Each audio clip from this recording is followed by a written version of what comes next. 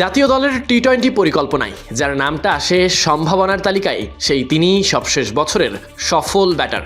আগ্রাসী শুরু, পাওয়ার প্লেতে ম্যাচের গতিপথ বদলে দেওয়ার সামর্থ্য, সব মিলিয়ে টি-20 ক্রিকেটে এই ডানহাতি ক্রিকেটার বাংলাদেশ দলের ভরসাবান নাম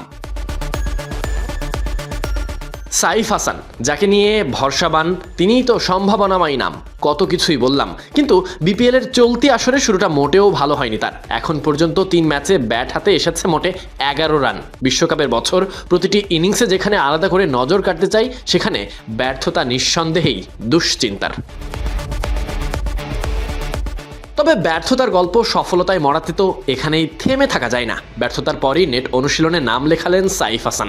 আপাতত টি-20 ক্রিকেটে তার উপরেই সব থেকে বেশি ভরসা, হোক ফ্রাঞ্চাইজি লিগ কিংবা জাতীয় দল। আর সেই ভরসার আগের জায়গায় ফিরতেই সাইফ মরিয়া।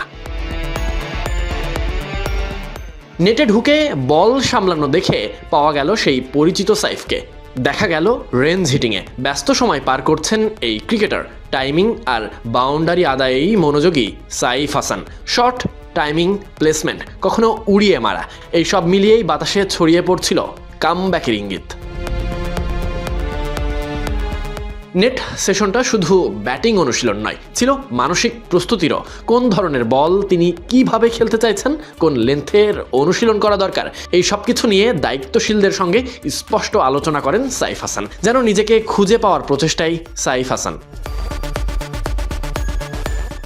এবারের বিপিএলে ঢাকার হয়ে খেলছেন সাইফ হাসান। শুরুটা হতাশার হলেও মৌসুম এখনও লম্বা, আর আন্তর্জাতিক ক্রিকেটে সফলতার দৌড়ে নিজেকে নতুন করে প্রমাণের মঞ্চ হিসেবে দেখছেন বিপিএলকে। ব্যর্থতা যেমন সাইফের পাশে এসে দাঁড়িয়েছে, তেমনি নেটে ঘাম ঝরানোর প্রতিটি শট জানিয়ে দিচ্ছে এই গল্পের শেষ অধ্যায় এখনো লেখা বাকি। সম্ভাবনাকে আবার পারফরমেন্সের রূপ দিতে পারলেই সাইফ পাবেন 100-তে 100। Sadiq Ahmed Sunny, BD Cric time.